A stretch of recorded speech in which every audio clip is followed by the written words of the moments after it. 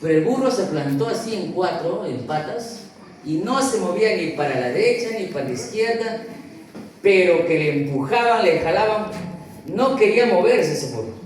Y le pegaban, mi papá estaba enojado ahí, recogiendo todos los dos las frutas allí, y él golpeándole al burro con todas sus fuerzas, y jalándole, empujándole, y el burro no se movía.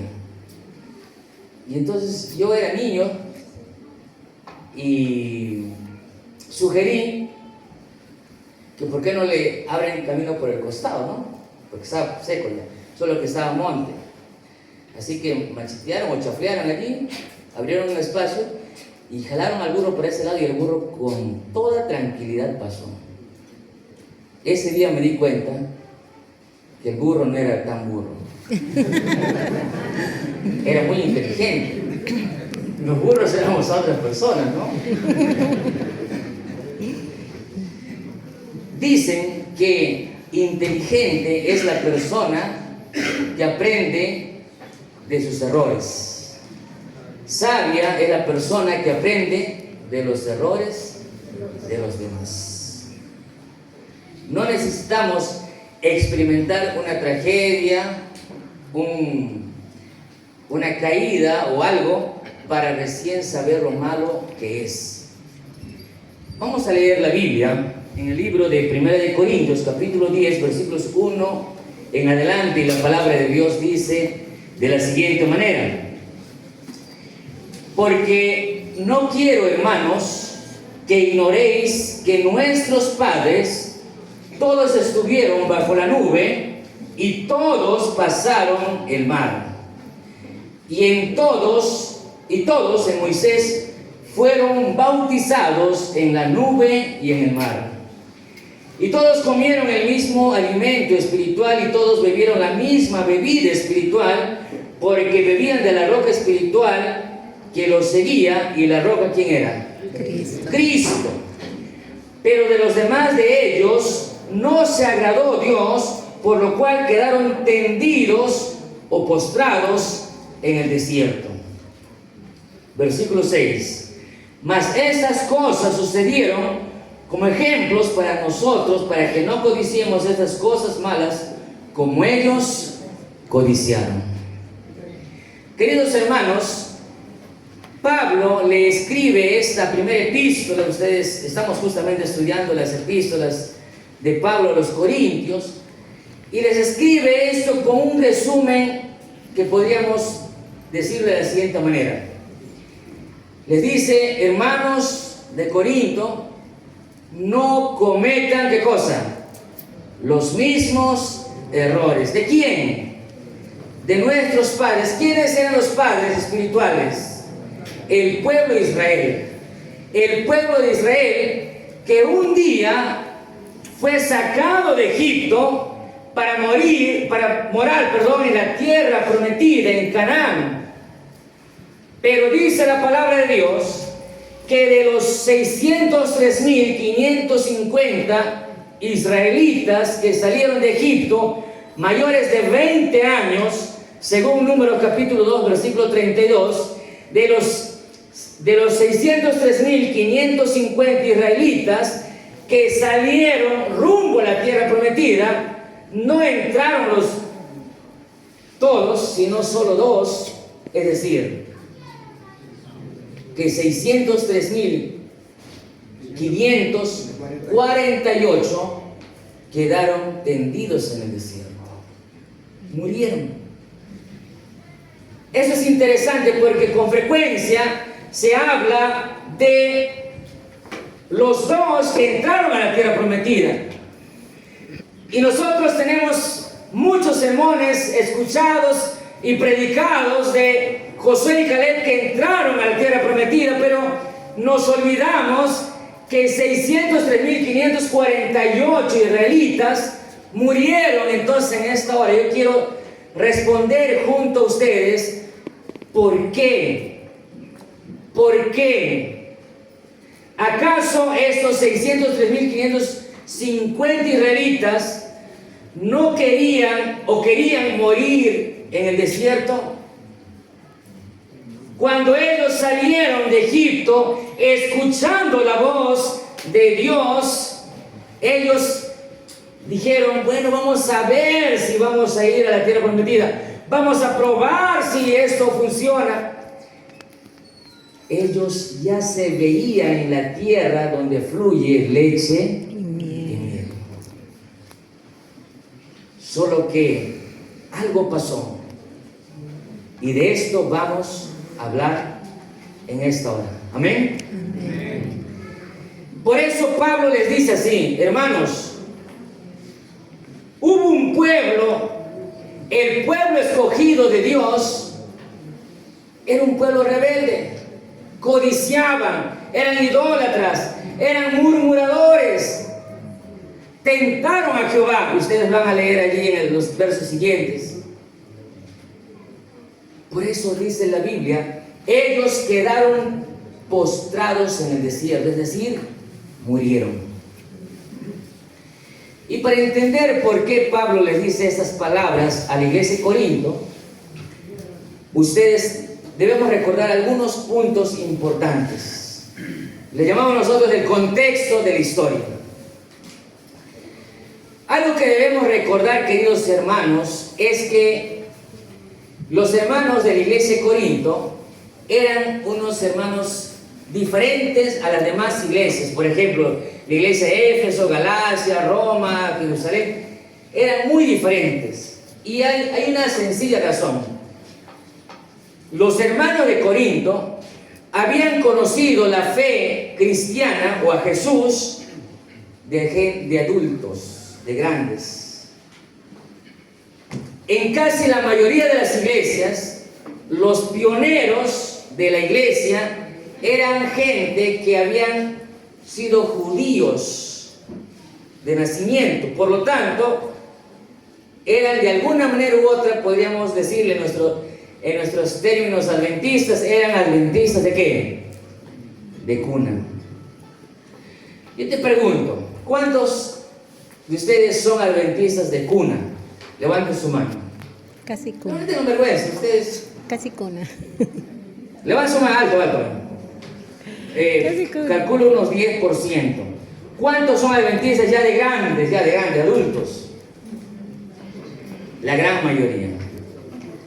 Ahora, pregunto, ¿qué es más difícil de vivir su vida adventista en este mundo? ¿Para quién es más difícil ser fiel? ¿Para el adventista de cuna, que toda su vida fue adventista, o para el adventista que ya conoció la fe de grande?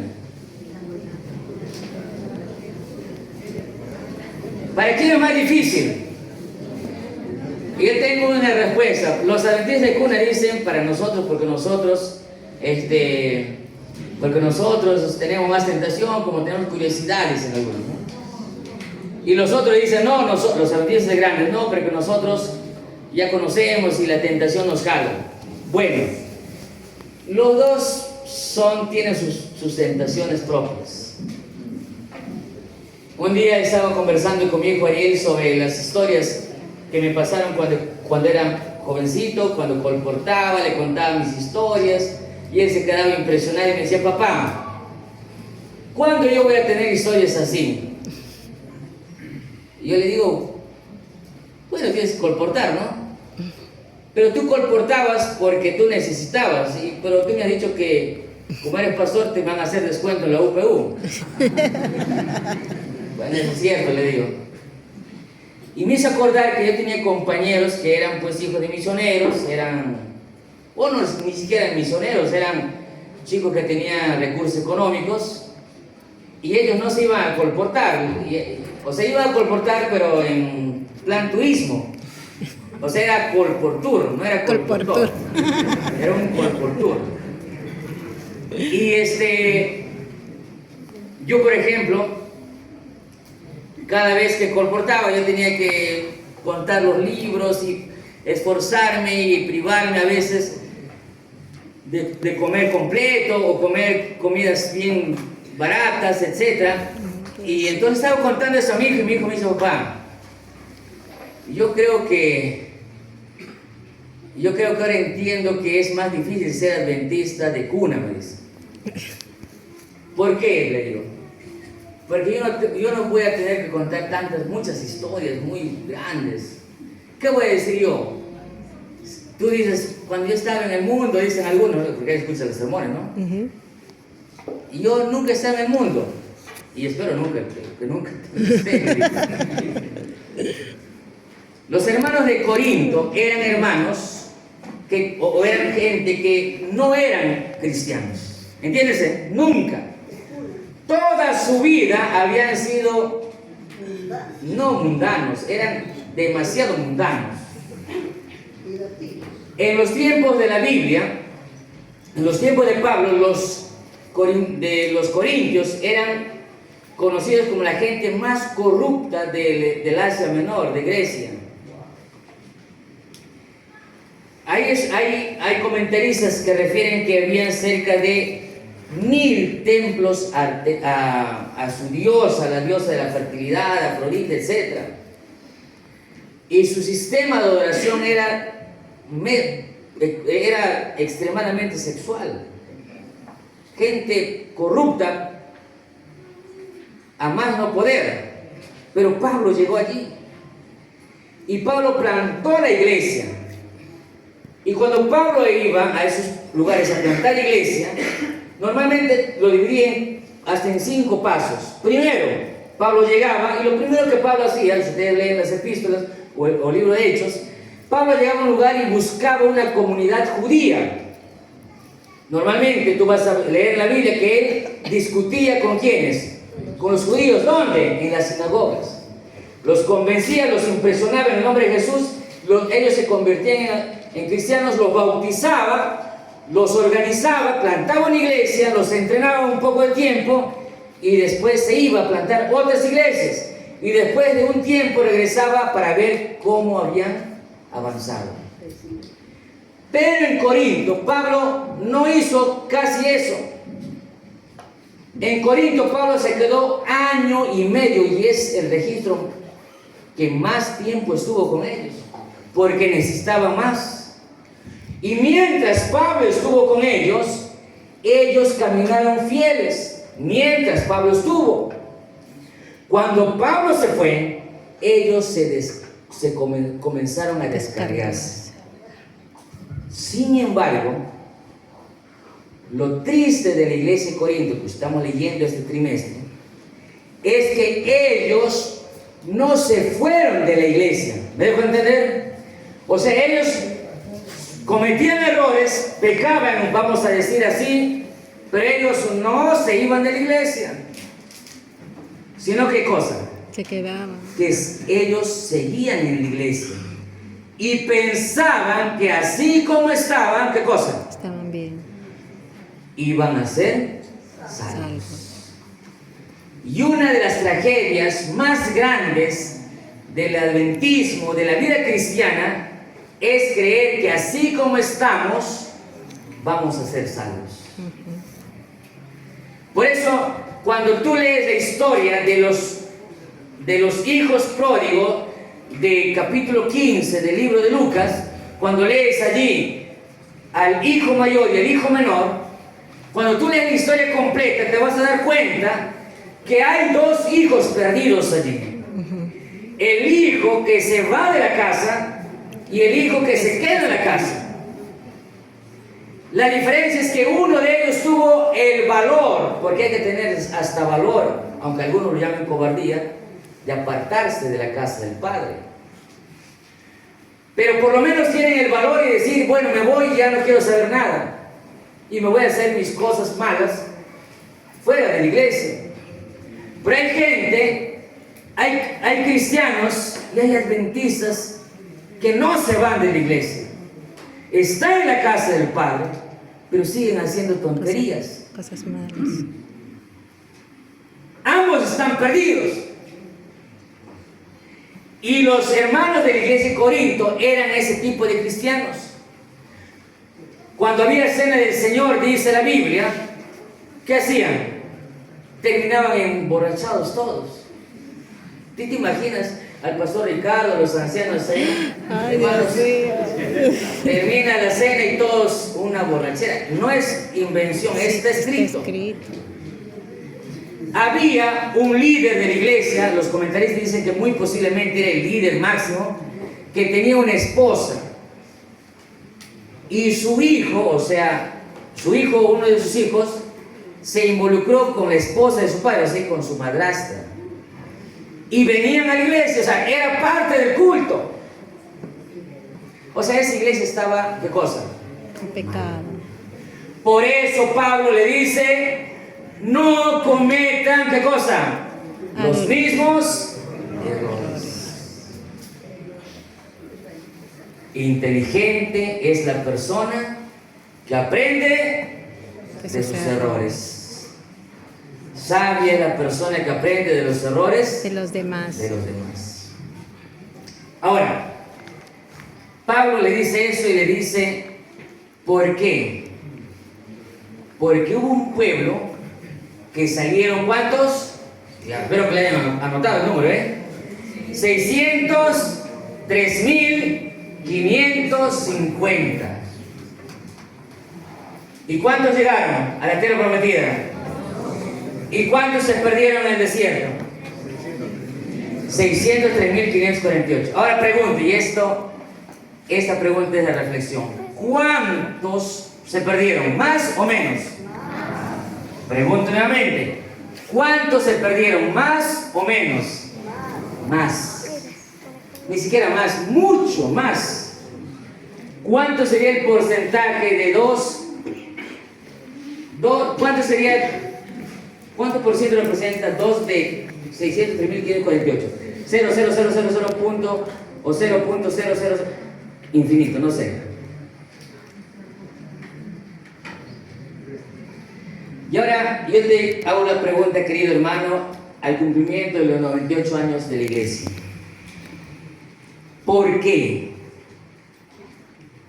¿Por qué solo 2 se salvaron y por qué se perdieron 603.548? ¿Por qué? ¿Por qué? ¿Quién me dice? Ahí dice la Biblia, versículo 5, leemos todos, por favor. 2, 3, vamos a leer fuerte. 2, 3. ¿Qué dice? Versículo 5. No. Primera de Corintios, versículo 5. Fuerte. 2, 3.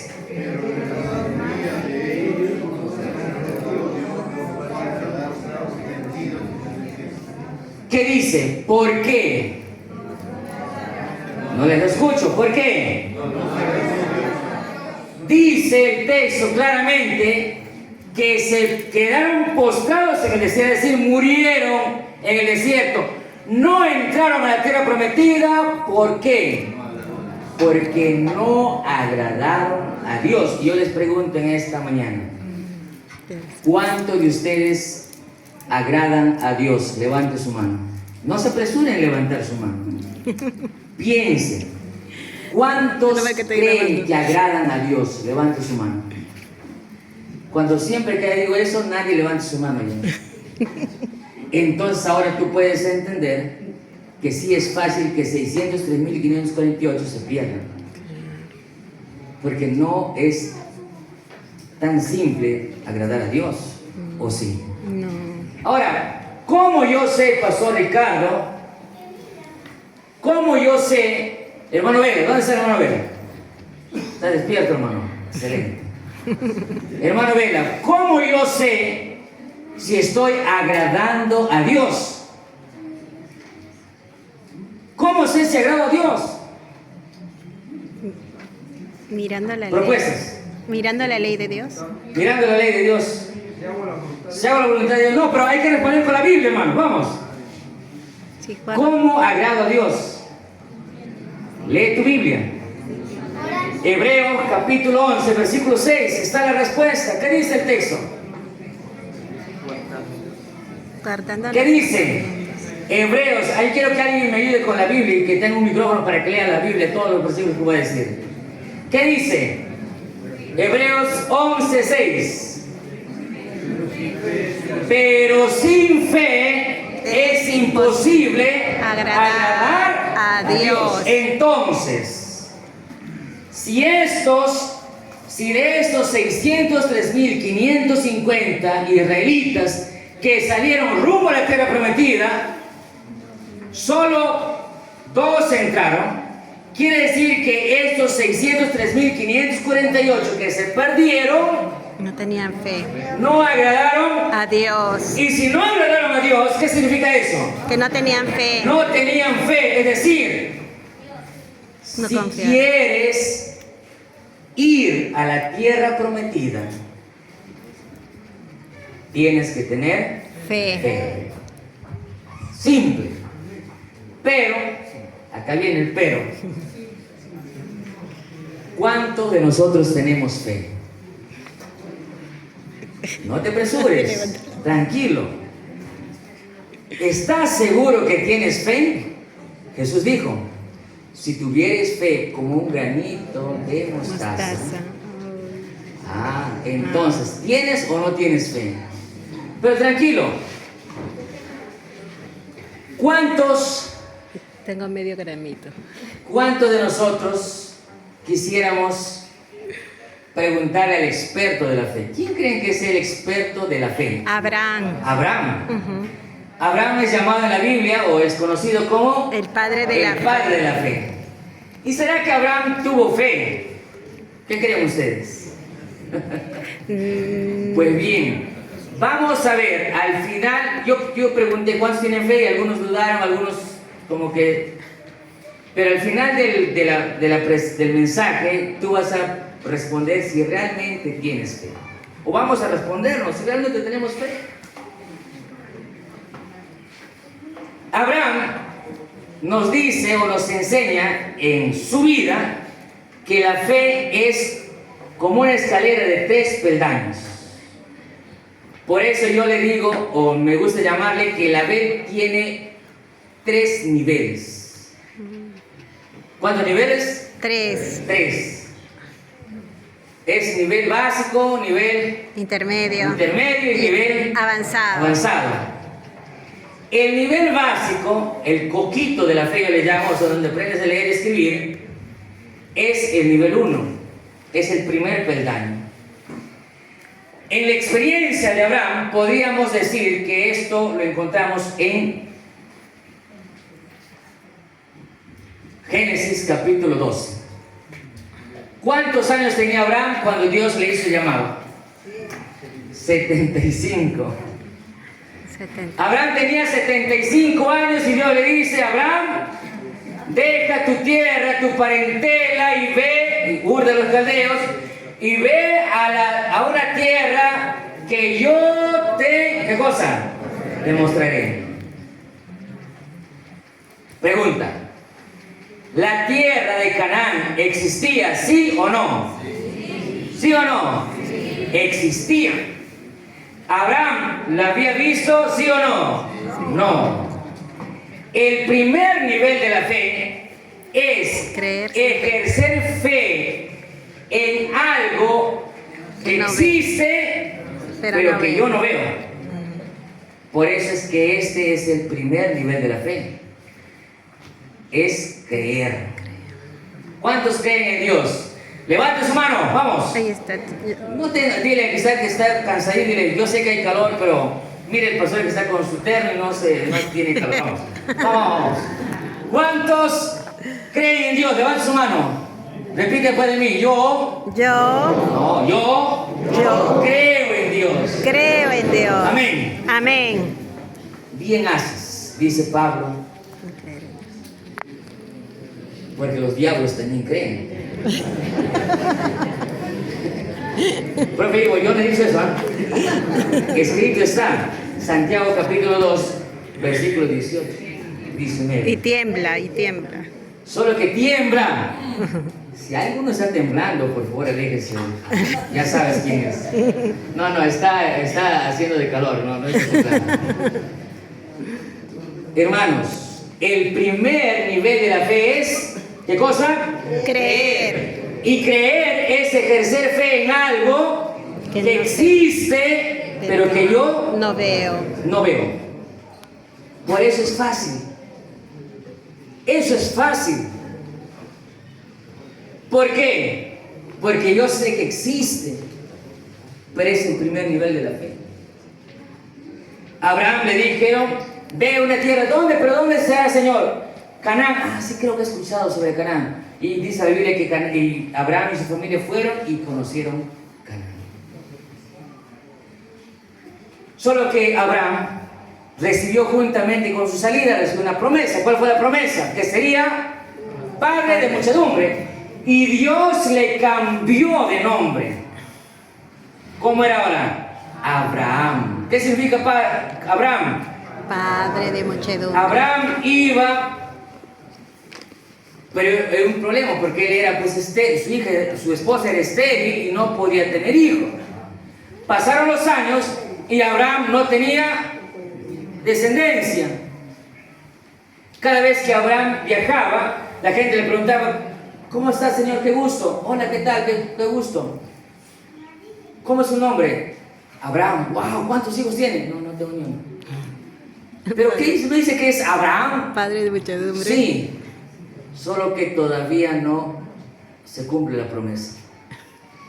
¿Cuántos años Abraham esperó para el cumplimiento de su promesa de ser padre? ¿Cuántos años? 25.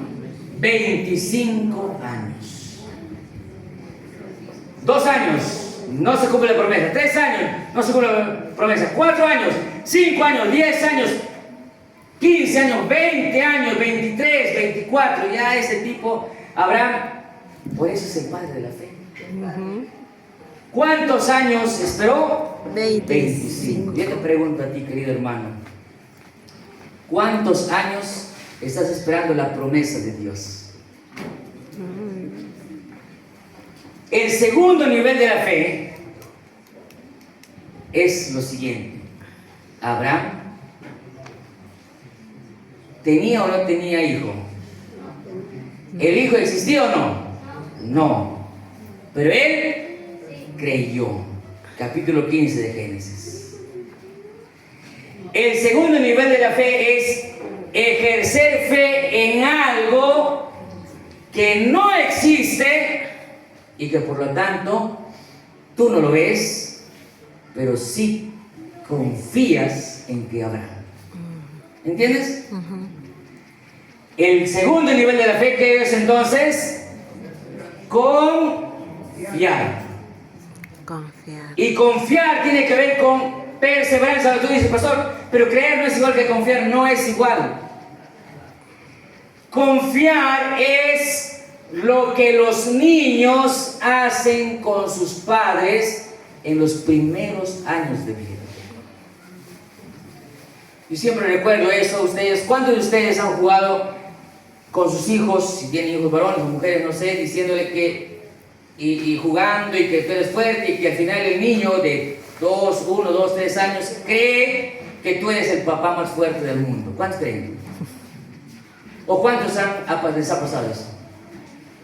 Yo tengo un hijo varón, Ariel, 14 años tiene ahora, pero hubo un tiempo en que él creía que yo era el papá más fuerte del mundo. Y es que las profesoras de inicial tienen la culpa porque ellos les decían y el padre, ¿no? Mi papá es fuerte, valiente, no temeré, ¿no? Y su papá pues es lo máximo, superhéroe. Entonces un día mi hijo estaba en inicial de 5 años o 4 años me parece en Arequipa, y en un día en la mesa me dice, papá, el papá de fulano, de mi compañero, dice que su papá es el más fuerte del mundo y que le vence a todos los padres. Yo le digo, pero es que él no me conoce a mí, yo soy el más fuerte. Eso le dije, papá, pero él dice que su papá es más fuerte. Y yo olvidé la conversación. Un día fuimos a una actividad de Día del Padre, creo, y llegué al colegio, mi hijito estaba correteando por aquí, viene corriendo con su amigo y dice, papá, él dice que tú no eres el más fuerte del mundo, que su papá es más fuerte, que le pega a todos los papás. Y yo le digo, le digo, ¿seguro? Le digo, no, yo le pego. Bromeando. Y de pronto veo a su papá y su papá era literalmente 2 metros. Uno así. Y ni era adventista. Y no era mentira, peor. Mi papá, es verdad que tú eres más fuerte que ella. Digo, sí, hijito, pero vamos más acá. Los hijos, en un momento de la vida, especialmente todos, hijos pequeños, los niños, cuando tienen necesidad de comida, ¿a dónde van? A los padres. Si quieren que les compres algo, ¿a dónde van? A los padres. Si tienen miedo, ¿a dónde van? Con la mamá, con el papá. Cuando está lloviendo y hay truenos y su cuarto es oscuro, ¿a dónde van? Con la mamá y el papá. ¿Acaso ellos cuando tienen dificultades van a la policía?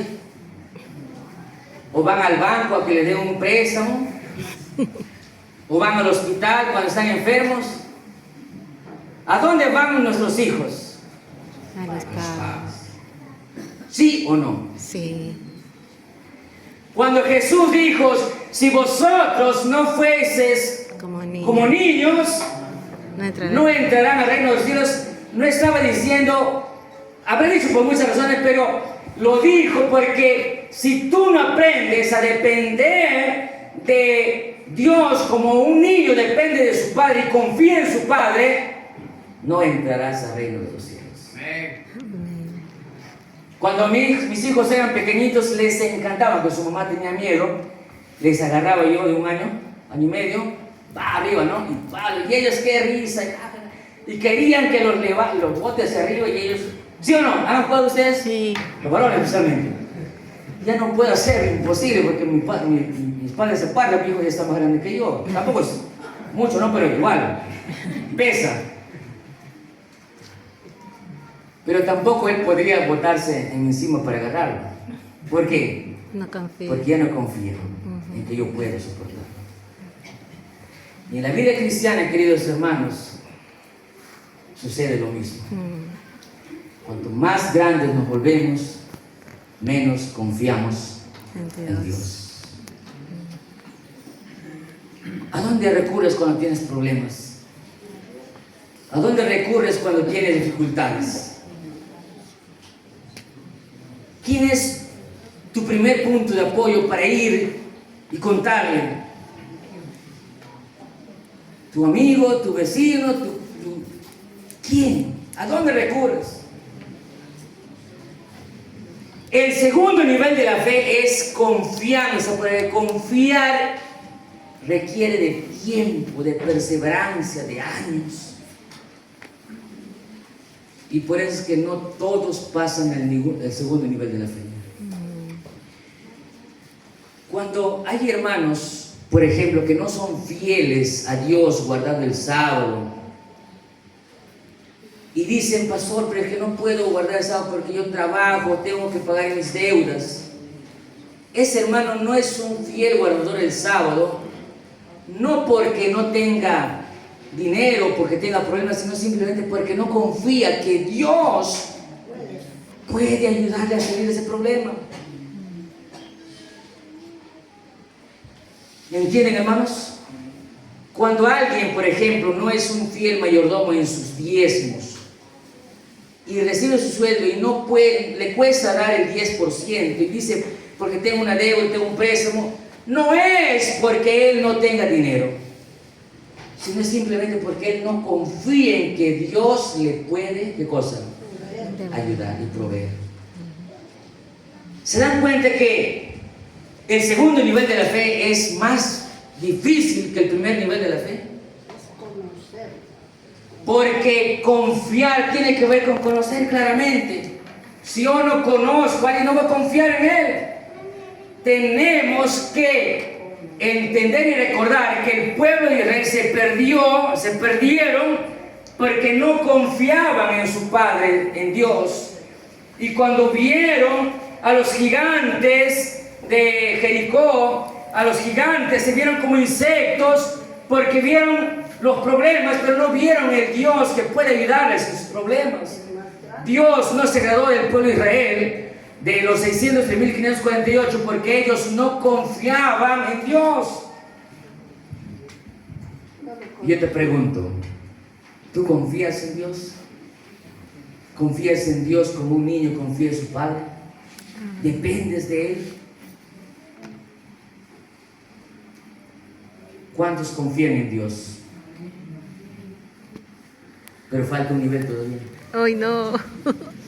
El nivel 3. El avanzado. Con eso no se habló. Abraham tiene a su niño lindo. ¿Cómo se llama el niño? Isaac. Isaac. Sonrisa. Y era un sonriente, un muchacho feliz, hijo único, ¿no? Sí. Hermoso. Sonrisa. 12 años aproximadamente. Un día Dios se le presenta a Abraham y le dice: Abraham, ¿qué tal? ¿Cómo estás con tu hijo? Bien, pastor. Señor, gracias. Qué lindo, está lindo. Gracias, Señor. Esa es mi oración contestada. Tú nunca me fallas, sí. Ahora quiero que hagas algo con él. Dígame, Señor, heme aquí. Yo soy un hijo obediente. Todo lo que tú me dices, lo hago. Dime, Señor, que tu siervo oye. Heme aquí, tu siervo oye. Y para mí tus pedidos se hacen sin, ¿cómo es en el ejército? Sin dudas. Sin objeción, sin objeción. Eso es lo que me gusta de ti, Abraham, le dice Dios. ¿Sabes? Lleva a tu hijo y ofrézcamelo en el sacrificio. ¿Cómo, Señor? Sí, haz un altar y le da indicaciones y sacrifícalo. En otras palabras, está diciendo Dios: córtale el cuello. Eso. Ahora yo pregunto, si tú no eres mamá o papá, no vas a entender nunca esto. ¿Cuántos de ustedes estarían, o sea, estoy haciendo una pregunta extrema y bien fuerte y bien fea también quizás, pero cuántos de ustedes estarían dispuestos a, por Dios, sacrificar a los hijos? Si ni siquiera quieren quitar el celular a los hijos.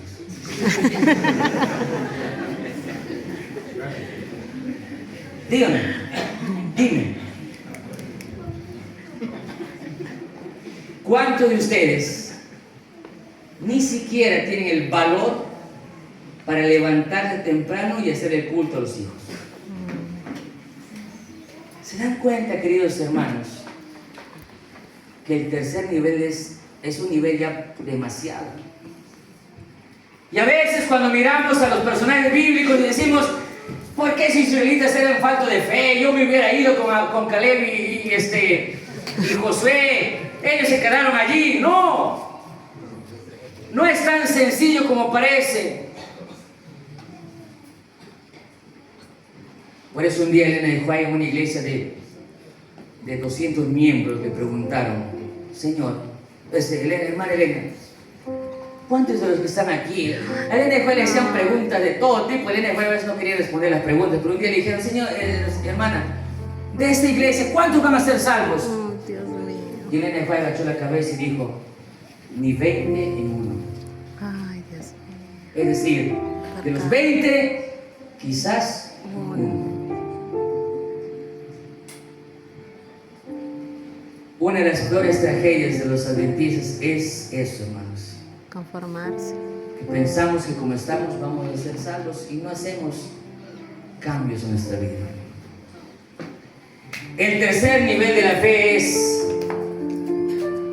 ejercer fe en algo que no entiendo, no me gusta, es ilógico, no tiene quizás pies ni cabeza.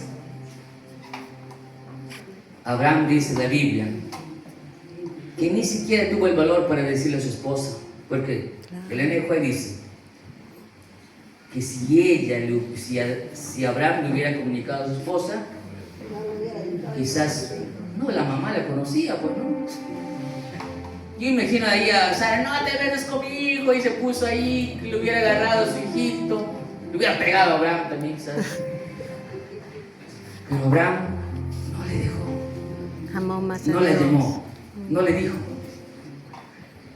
Y hermanos, ustedes conocen la historia.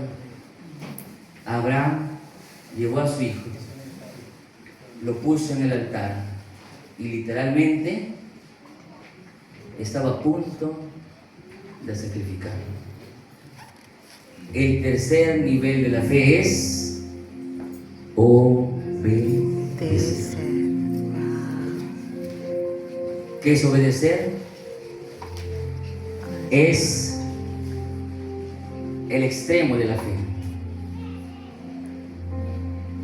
El pueblo de Israel no entró a la tierra prometida porque no fue obediente a Dios. Entra a la tierra prometida, poséanla. Señor, sí, pero son más grandes que nosotros. Mejor nos hubiera quedado en Egipto, mejor estaríamos allí. Entren. Sí, Señor, pero somos muy... Por eso Pablo les dice a los corintios, no cometan los mismos errores. Y 2000 años después aproximadamente, el mensaje de Pablo sigue latente para nuestros tiempos. ¿Quiénes son? ¿Cuántos de nosotros tenemos fe? Qué triste sería, hermanos,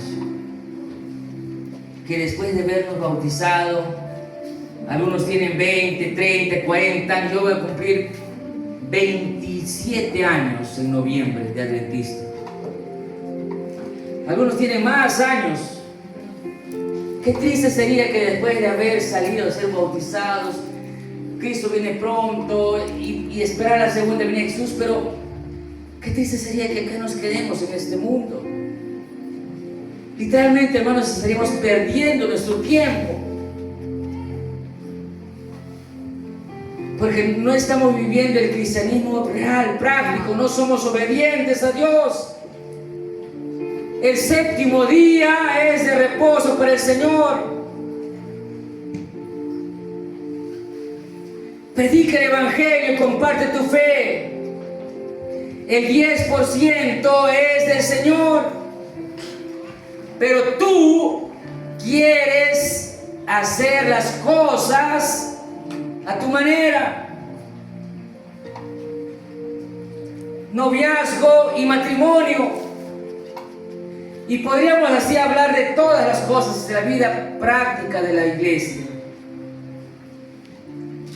Pero a veces el ser humano quiere cuestionar y dice, no, pero yo creo, yo opino. Y hermanos, obedece a Dios, obedece su palabra, aunque no te guste, aunque no lo entiendas, aunque no estés de acuerdo, aunque no te caiga la persona, obedece, porque esa es la manera que agradamos a Dios. Sin fe es imposible agradar a Dios. Una vez más, sin fe es imposible agradar a Dios.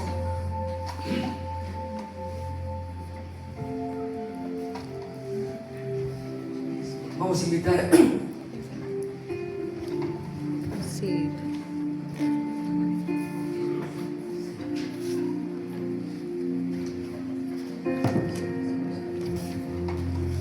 Vamos a invitar al bautismo.